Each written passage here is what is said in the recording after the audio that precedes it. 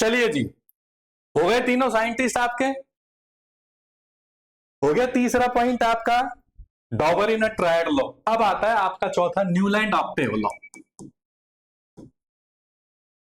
Newland octave law, देखिए इधर नाम से लग रहा है ऑक्टेव मतलब ये 8 के बारे में बात कर रहा है। तो जैसे ट्रायड में लगा था कि नहीं, 3 एलिमेंट का कोई कंसेप्ट दिया था, ऐसे ही न्यूलैंड ने कोई 8 वर्ड लेकर कोई कंसेप्ट बनाया। क्या बनाया वो तो अपन आगे देखेंगे जब इस कंसेप्ट को पूरे ढंग से डिस्क्राइब करेंगे। एक इंपॉर्टेंट चीज सुन लीजिए जो आपके लिए बड़ी इंपॉर्टेंट रहेगी। मेंडलीफ के टाइम तक जितने भी साइंटिस्ट थे उन्होंने अपने टाइम पर सारे नॉन एलिमेंट का जो एक ऑर्डर बनाया, उनके अरेंजमेंट का जो ऑर्डर बनाया वो था एटॉमिक वेट। उन्होंने अपने टाइम तक जितने भी नॉन एलिमेंट थे उनको एटॉमिक वेट के बढ़ते हुए ऑर्डर में जमाया और यही इनका सबसे बड़ा ड्रॉबैक बन गया, यही लेविथन के कंसेप्ट को। लेकिन मेंडलीफ के बाद जितने भी साइंटिस्ट आए या जितने भी आपके कंसेप्ट आए, चाहे आपका मॉडर्न पीरियोडिक टेबल हो चाहे आपकी लॉन्ग फॉर्म पीरियोडिक टेबल हो, उनमें एलिमेंट के अरेंजमेंट का एक ही बेस था, एटॉमिक नंबर। अब बात करते हैं न्यूलैंड ऑक्टेव लॉ। तो न्यूलैंड ने क्या कहा जब इसने एलिमेंट को एटॉमिक वेट के ऑर्डर में जमाया ना, बढ़ते हुए बाहर के क्रम में, तो उसने देखा कि यार पहले और 8वें एलिमेंट की प्रॉपर्टी सेम आ रही है, यानी कि जो प्रॉपर्टी पहले एलिमेंट की है ऑलमोस्ट वही प्रॉपर्टी 8वें एलिमेंट की है। और इसका तुक्का कई जगह पर सेट हो गया और इसी वजह से उसने कंसेप्ट दे दिया कि जब एलिमेंट को उनके एटॉमिक मास के बढ़ते हुए ऑर्डर में जमाया जाता है तो पहले एलिमेंट की प्रॉपर्टी उससे जस्ट आगे आने वाले 8वें एलिमेंट की प्रॉपर्टी से सिमिलैरिटी शो करती है और इसीलिए इसके कंसेप्ट को नाम दिया गया न्यूलैंड ऑक्टेव लॉ।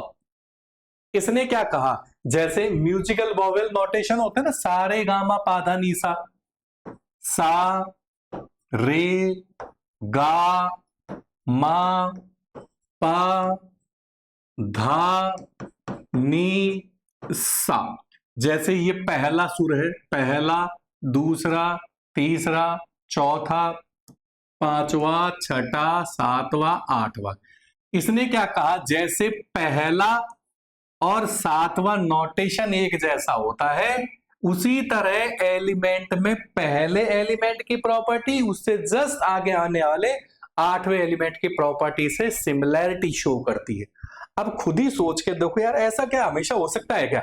ठीक है, कुछ जगह पर हो जाता है पहला और 8वें आदमी की प्रॉपर्टी सेम हो, तो क्या हमेशा पहले और 8वें फिर उसके 8वें फिर उसके 8वें क्या चलता ही रहेगा प्रोग्राम? मेरी बात समझ में आ गई? अब इसका कंसेप्ट कुछ जगह पर लगा कैसे, उससे पहले अपन एक दो चीजें इसके अंदर देख लेते हैं। आपको मैंने पीरियोडिक टेबल के बारे में एक हल्का सा कंसेप्ट बताया था, मैंने कहा था ये ध्यान रखना, अपने बहुत काम आने वाली है। ये आपकी पीरियोडिक टेबल है, ठीक है ना? जो अपन लॉन्ग फॉर्म पीरियोडिक टेबल पढ़ते हैं, इसमें पढ़ते हैं ना, हमारे लिए ना करो रब से फरियाद, ऐसे बेटा मांगे कन्या सुंदर बाप रोए। अब देखो ये कैल्शियम के बाद डी ब्लॉक चालू हो जाता है। पीरियोडिक टेबल में मैंने बताया था ये पहला ग्रुप है, ये दूसरा ग्रुप है, ये 13 से लेके 12 ग्रुप है, 3 से लेके 12 और ये 13 से लेके 18। ये जो वर्टिकल लाइंस हैं इन्हें बोलते हैं ग्रुप और ये जो हॉरिजॉन्टल लाइंस होती है ना ये इन्हें बोलते हैं पीरियड। एक ग्रुप के सारे एलिमेंट की प्रॉपर्टी ऑलमोस्ट सेम होती है। जो प्रॉपर्टी लिथियम की होगी ऑलमोस्ट वही NaKrB, कुछ तो खैर अलग होती है, कोई एलिमेंट अलग है, कुछ प्रॉपर्टी तो अलग होगी, मतलब मैक्सिमम प्रॉपर्टी एक ग्रुप के एलिमेंट की सेम होती है। तो टोटल कितने ग्रुप हो गए एक पीरियोडिक टेबल में? अपन जो लॉन्ग फॉर्म पढ़ते हैं उसमें 18 ग्रुप होते हैं। पहला दूसरा जो S ब्लॉक कहलाता है, 3 से लेके 12 ये D ब्लॉक कहलाता है, 13 से लेके 18 ये P ब्लॉक कहलाता है और नीचे तो जानते होंगे लेंथेनेड एक्टिनेड। ये आपका जैसे डी ब्लॉक यहां से स्टार्ट होता है, पढ़ा है कभी सचिन युवराज लाई एशिया कप, याद आ रहा है? कैल्शियम के बाद से डी ब्लॉक चालू हो जाता है। Is that clear? कोई दिक्कत है यहां तक? चलो जी। और ये आपके 18वें ग्रुप के अंदर आपके इनर्ट गैस आती है HENER, अब इसके कंसेप्ट को फॉलो करते हैं। इसने क्या समझाया, ये न्यूलैंड क्या समझा रहा है मैं उसको समझा रहा हूं आपको, ठीक है? न्यूलैंड ऑक्टेव लॉ में न्यूलैंड कैसे समझा रहा है इधर देखिए। इसने क्या कहा भाई साहब, देखो H फिर HE फिर LIBECNOFNE,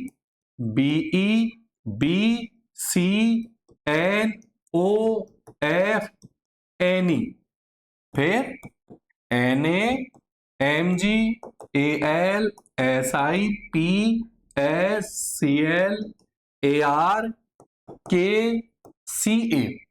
कैल्शियम के बाद आपका डी ब्लॉक चालू हो गया था, याद है, SCYLAC। अब इनर्ट गैस को मुझे हटाना है। क्यों साहब, ऐसे कैसे हटा दिया? क्योंकि इनर्ट गैस की डिस्कवरी मेंडलीफ के बाद हुई थी, अभी तो मेंडलीफ ही नहीं आया। अरे मेरी बात समझ में आ रही है?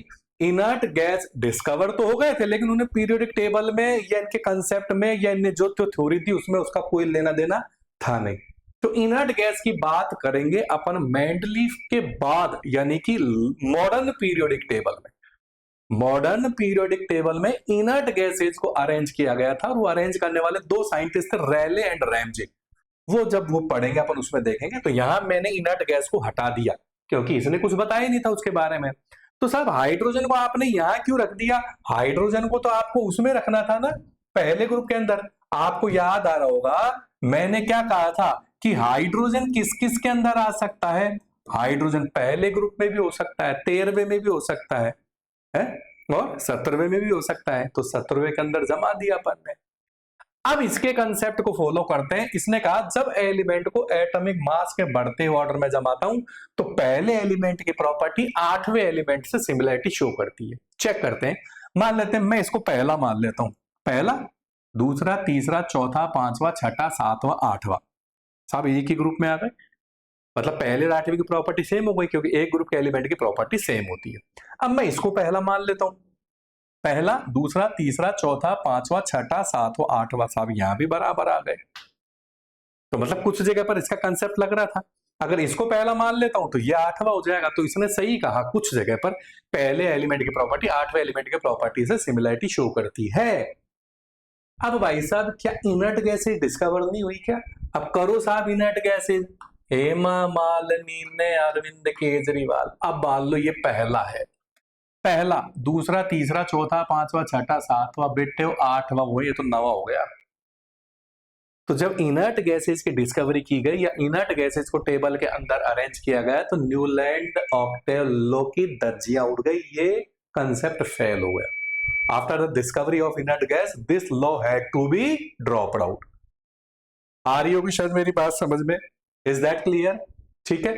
अब आता है, मान लेते हैं यहां पर आप कैल्शियम के आगे चलो, कैल्शियम के कहां चलो? आगे। तो कैल्शियम के आगे चलोगे तो आपके पास 10 एलिमेंट और घुस जाएंगे डी ब्लॉक के। तो जो ये ऑक्टेव ऑक्टेव कर रहा था तो 10 और घुस गए तो 18 हो गए वो। तो इसका ऑक्टेव लॉ लगा कहां? तो इसका लॉ केवल कहां तक लगा? कैल्शियम तक। तो इसके दो बड़े ड्रॉबैक हो गए कि साहब इनर्ट गैसेज जब डिस्कवर हुई तब बर्बाद हो गया ये। मेरी बात समझ में आ रही है? दूसरा, कैल्शियम तक ही लगा क्योंकि कैल्शियम के आगे डी ब्लॉक आ गया। डी ब्लॉक में 3 से लेके 12 मतलब 10 ग्रुप आ गए, 10 एलिमेंट आ गए। तो ये और कंसेप्ट फ्लॉप हो गया। शायद समझ में आ गया होगा। Is that clear? अब हेडिंग डाल लीजिए Newland octave law. Newland octave law और लिखिए इसके अंदर ही arrange the element in the increasing order of atomic weight. He arranged the element in the increasing order of atomic weight.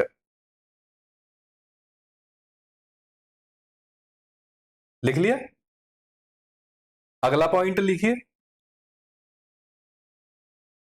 He observed that the property of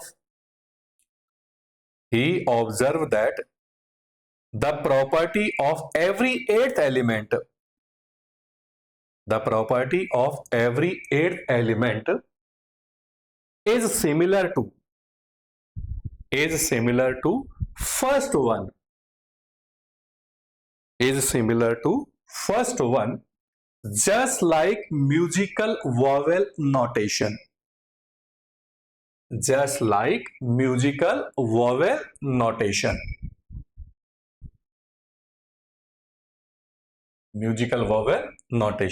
अब heading डालिए drawback. Drawback,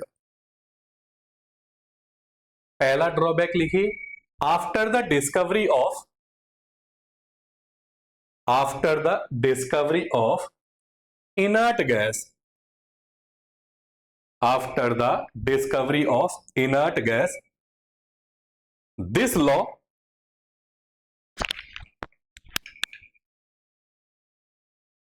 this law had to be dropped out. After the discovery of inert gas, this law had to be dropped out.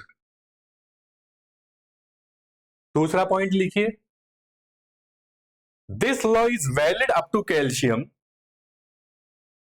This law is valid up to calcium due to D block element. This law is valid up to calcium due to D block element. अब इसका screenshot ले लीजिए।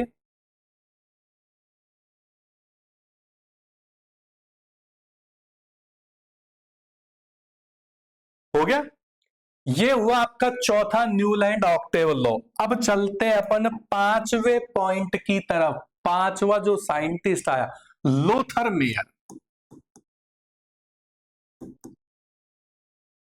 Lothar Meyer, अब heading पढ़ो, देखो मैंने क्या लिखा है, लोथर मेयर कर्व।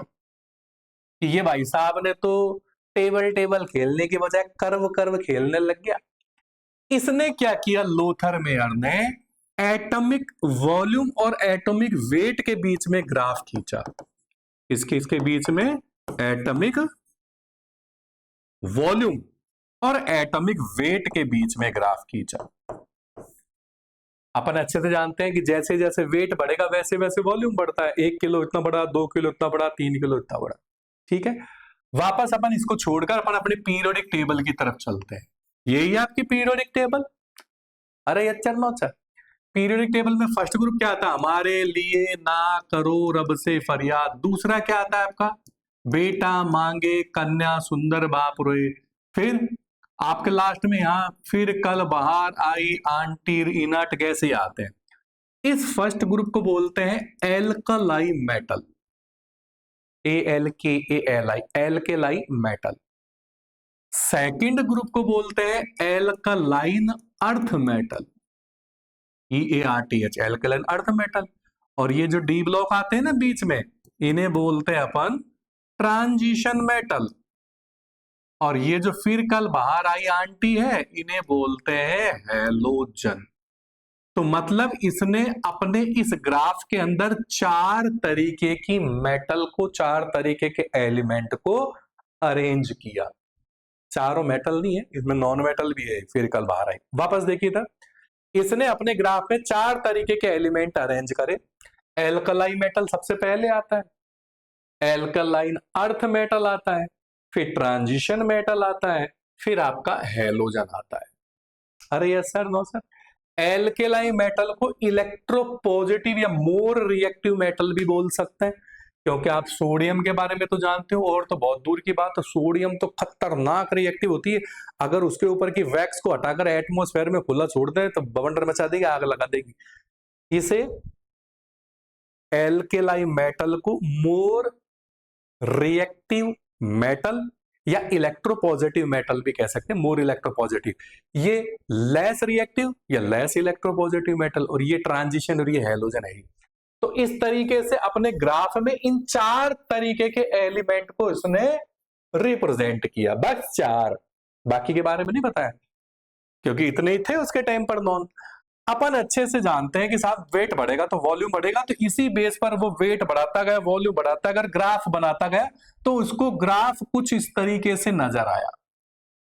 तो देखो वेट बढ़ रहा है तो वॉल्यूम भी तो बढ़ रहा है, वेट बढ़ रहा है वॉल्यूम बढ़ रहा है। इस ग्राफ में उसे 4 पॉइंट नजर आए। ग्राफ का पीक, ये डिसेंडिंग पोजीशन, ये ग्राफ का बॉटम, ये असेंडिंग पोजीशन, 4 पॉइंट नजर आए। ये ग्राफ के टॉप पॉइंट हो गए, पीक पोजीशन। इसने सबसे पहले एल्केलाई मेटल को रखा, पहले नंबर पे एल्केलाई आती है, फिर एल्केलाइन अर्थ को रखा, फिर ट्रांजिशन को रखा, फिर हैलोजन को रखा। तो यहां ग्राफ में नंबर वाइज रखते जाओ, नहीं तो आपको रटना पड़ेगा भैया। ये तो रटने का ही कंसेप्ट है, लेकिन मैं सीधा सा बता देता हूं। सबसे पहले ग्राफ के पीक पोजीशन पर उसने एल्कलाई मेटल को रखा, जैसे लिए ना करो, ऐसे बढ़ता हुआ आना चाहिए, मास बढ़ रहा है तो वॉल्यूम भी तो बढ़ रहा है। फिर आता है आपकी डिसेंडिंग पोजीशन पर उसने एल्केलाइन अर्थ मेटल को रखा, जैसे बेटा। फिर यहां डिसेंडिंग यही तो है, मांगे ऊपर की तरफ जाना चाहिए। फिर ये डिसेंडिंग आ गया कन्या, अरे ऐसे और नो, ठीक है। फिर आपका आता है बॉटम पर। बॉटम पर इसने ट्रांजिशन मेटल और मेटलॉइड्स दोनों को रखा। मेटलॉइड्स में रखे ट्रांजिशन मेटल, जैसे सचिन, युवराज, लाई SCY LAC। असेंडिंग पोजीशन पर, ये डिसेंडिंग घटती हुई, असेंडिंग बढ़ती, पर हेलोजन को रखा, जैसे फिर कल, इस तरह ये बढ़ता हुआ है ना, ये उतर के ये बढ़ता हुआ। तो इसने 4 तरीके के एलिमेंट को अपने ग्राफ में अरेंज किया, ठीक है। अब हेडिंग डाल लीजिए लोथर मेयर कर्व। अब लिखिए इसमें, he plotted a curve between atomic volume and atomic weight. He plotted a curve between atomic volume and atomic weight. Atomic volume and atomic weight. In this curve dash लगाकर पहला point लिखिए, alkali metal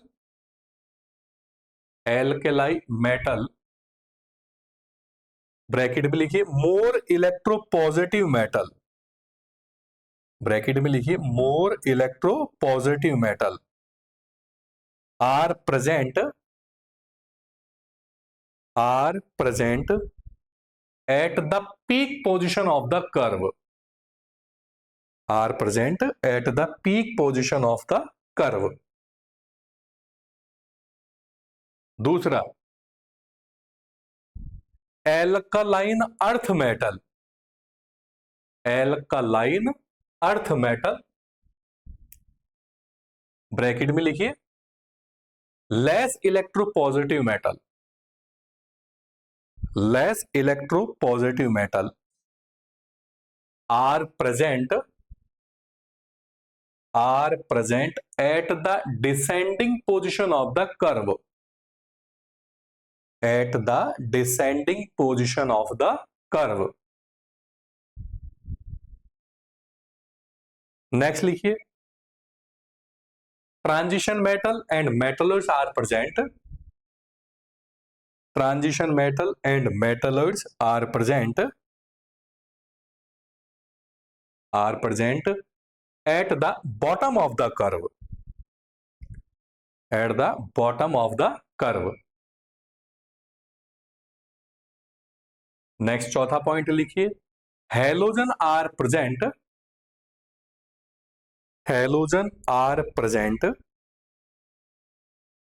at the ascending position of the curve, at the ascending position of the curve.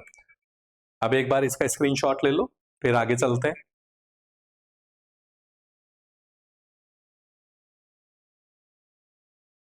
चलो जी, copy कर लिया। अब आगे जो आपका कंसेप्ट आता है वो बड़ा ही खतरनाक है, डी चैन कॉर्टोइज। क्या है?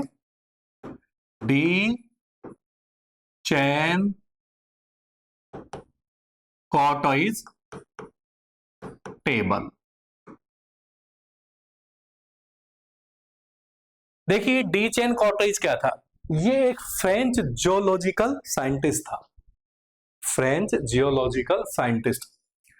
इसने अपने टाइम तक वही जितने एलिमेंट थे उनको इकट्ठा किया और एटॉमिक वेट के बढ़ते हुए ऑर्डर में जमाया और एक सिलेंड्रिकल टेबल दी, सिलेंड्रिकल टेबल। उस टेबल को बोलते हैं टेल्यूरिक हेलिक्स। क्या बोलते हैं? टेल्यूरिक्स हेलिक्स। कोई आपसे पूछे भाई साहब डी चैन कॉर्टोइज क्या कौन था, कि साहब एक फ्रेंच जियोलॉजिकल साइंटिस्ट था, उसने अपने टाइम तक जितने भी एलिमेंट्स नॉन थे उनको इकट्ठा किया, एटॉमिक मास के बढ़ते हुए ऑर्डर में जमाया और एक सिलेंड्रिकल टेबल दी जिसे बोलते हैं टेल्यूरिक हेलिक्स। ये एक 3D थी, 3D। लेकिन इसने किया क्या, पहले एक बार स्क्रीन पर देखो, ये टेबल थी इसकी। एक सिलेंड्रिकल टेबल थी, इसने अपनी इस पूरी टेबल को 16 वर्टिकल लाइन में डिवाइड कर दिया, ऐसे 16 खड़ी खड़ी लाइन है। अब एक सिलेंडर में 16 लाइनें सामने से तो दिखेगी नहीं, तो मैंने इसे खोलकर ऐसे बना दिया। ये 1 2 3 4 5 6 7 8 ये 16 वर्टिकल लाइन है। ये कितनी वर्टिकल लाइन है? ये 16 वर्टिकल लाइंस, ठीक है। और ये मास है 0 4 8 12 16, ये मास है। मास के बढ़ते ऑर्डर में अरेंज किया उसने। हाइड्रोजन का मास कितना होता है? 1, तो 0 के आगे 1 आ गया। लिथियम का कितना होता है? 7, 4 5 6 7, यहां मैंने 7 पे लिथियम बना दिया। बेरिलियम का कितना होता है? 9, मैंने यहां बना दिया 8 9 के आसपास। बोरॉन का कितना होता है? 11। सोडियम का कितना, नाइट्रोजन का कितना होता है? 14। देखो नाइट्रोजन यहाँ 12 के बाद 13 14 के आसपास बना दिया मैंने। फ्लोरीन का कितना होता है? फ्लोरीन का है 19, तो 16 17 18 19 के आसपास। ऑक्सीजन को जमाना हो तो ऑक्सीजन का आएगा 16, यहां पर आप चाहो तो ऑक्सीजन को जमा सकते हो, यहाँ O का, ये आपका O हो गया। तो इसने एटॉमिक मास के बढ़ते हुए ऑर्डर में जमाया। जब इसने इन एलिमेंट को जमाया तो इसे जो हेलिक्स मिला इस एक्सिस से 45 डिग्री पर मिला, यानी कि उसने एक्सिस से 45 डिग्री पर हेलिक्स बनाए। क्या बनाए? हेलिक्स। ये 45 डिग्री पर आए, जैसे ये रहे LIBEBC, ये ना देखो LIBEBCN LIBEBCN NAMG, ये एक्सिस के साथ 45 डिग्री पर थे। फिर इसने खतरनाक कंसेप्ट दिया। इसने क्या कंसेप्ट दिया कि जिन भी एलिमेंट के एटॉमिक वेट में 16 का या उसके मल्टीपल का डिफरेंस होता है, 16 32 64, वो एक ही वर्टिकल लाइन पर एक ही ग्रुप में प्रेजेंट होते हैं। उसने क्या कंसेप्ट दिया? The element having difference in atomic weight 16 और its multiple, they are present in a vertical line. अब चेक करते हैं क्या ये सही है क्या। कुछ जगह पर तो सही था, कुछ जगह बर्बाद हो गया। जैसे LI Na के अपन जानते साहब एक ही ग्रुप में आते हैं। Li का एटॉमिक नंबर कितना होता है बताओ? Atomic weight 7। Na का कितना होता है बताओ? Na का 23। K का कितना होता है? K का 39 होता है। बताओ यहां पर डिफरेंस कितने का आ रहा है? यहाँ डिफरेंस 16 का डिफरेंस आ रहा है। इधर कितने का डिफरेंस आ रहा है? इधर भी 16 का ही आ रहा है। हो गया ना, इनको ऐड करो 39 आ जाएगा। ऐसे ही इधर देखो B और Al की बात करते हैं, बोरोन और एल्यूमिनियम। बोरोन का एटॉमिक वेट कितना होता है? 11। एल्यूमिनियम का कितना होता है? 27। यहां पर डिफरेंस कितने का आ रहा है? वो 16 का आ रहा है। लेकिन सब जगह ऐसा नहीं होता है। अरे ऐसा और नो, जैसे बेरिलियम का बताओ, बेरिलियम का कितना होता है? 9 होता है। Mg का कितना होता है? Mg का 24 होता है। तो यहां पर डिफरेंस कितने का आ रहा है आपका? 24 में से 9 घटाओ 15 है कि 16? अब 16 में 9 ऐड करो है, तो यहां तो 15 आएगा, 16 थोड़ी आएगा। 15 और 9, 15 और 9 24, तो यहां तो डिफरेंस 15 का आ रहा है। चलो कोई बात नहीं, लगभग 16 का मान लो। चलो आगे देखो, F और Cl की बात करते हैं। फ्लोरीन का कितना होता है? फ्लोरीन का 19। क्लोरीन का कितना होता है? 35.5। क्या यहां पर 16 का डिफरेंस आ रहा है क्या? लगभग 15.5 16 का आ रहा है। हर जगह 16 का नहीं आएगा। मेरी बात समझ में आ रही है? अरे मेरी बात समझ में आ रही है? सारे एलिमेंट के साथ ऐसा नहीं होता है। जैसे हाइड्रोजन और लिथियम, ये भी एक ग्रुप में आते हैं। हाइड्रोजन का 1 होता है, लिथियम का 7 होता है, तो 6 का ही डिफरेंस आ रहा है।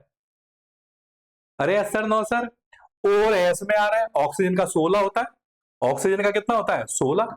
सल्फर का कितना होता है? 32। तो यानी कि मैक्सिमम जो उसके टाइम पर एलिमेंट थे उनमें ये कंसेप्ट लग गया।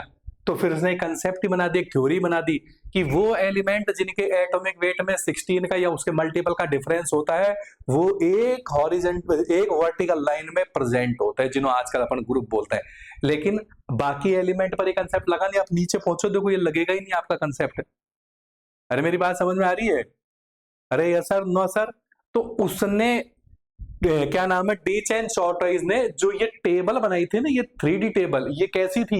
ये सिलेंड्रिकल थी। इस सिलेंड्रिकल टेबल को उसने 16 वर्टिकल लाइन में डिवाइड कर दिया, ठीक है। और उसने क्या किया, एटॉमिक वेट के बढ़ते हुए ऑर्डर में जमाया तो उसे हेलिक्स मिले। हेलिक्स मतलब ये लाइन है जो एक्सिस के साथ 45 डिग्री पर अरेंज थी। तो जब उसने हेलिक्स बनाए तो उसने क्या देखा कि यार कुछ एलिमेंट जो एक ही हॉरिजेंटल, एक ही वर्टिकल लाइन पर आ रहे हैं, एक ही ग्रुप में आ रहे हैं, तो उनके एटॉमिक वेट में डिफरेंस कितने का आ रहा है, लगभग 16 का या उनके मल्टीपल का। कुछ एलिमेंट भी आया, बाकी तो फिर फ्लॉप हो गया मामला। बोरॉन BAl में जाओ आप, नीचे चलो, एटॉमिक वेट तो बहुत तगड़ा बढ़ता चला जाता है। तो ये कंसेप्ट आगे क्या हो गया, फेल हो गया। Is that clear? तो पहले हेडिंग डाल लो डी चेन कॉर्टा स्टेबल और लिखिए he arranged element in the increasing order of atomic weight.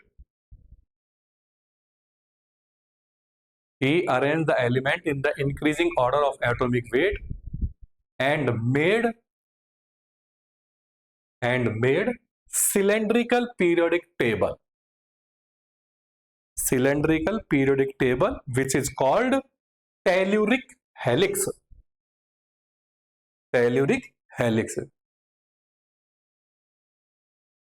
He divide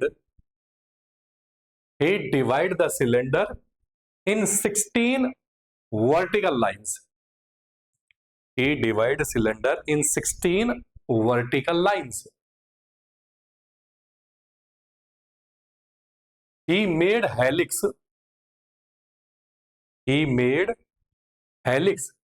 along the axis.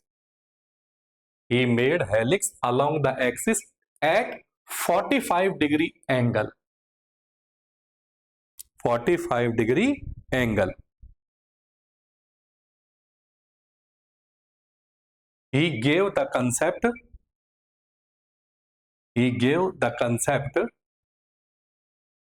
that the elements having difference 16 or its multiple in their atomic weight, 16 or its multiple in their atomic weight are present in a vertical line.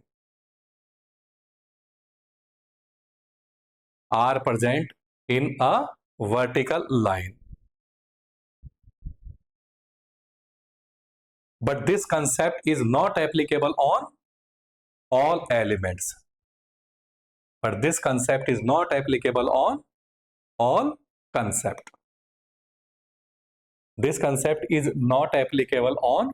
all elements. अब ये table भी बना लो, ये screenshot ले लो इसका। चलो जी, अपन कहां तक पहुंच गए, डी चेन कॉर्टोइज की सिलेंड्रिकल पीरियोडिक टेबल तक।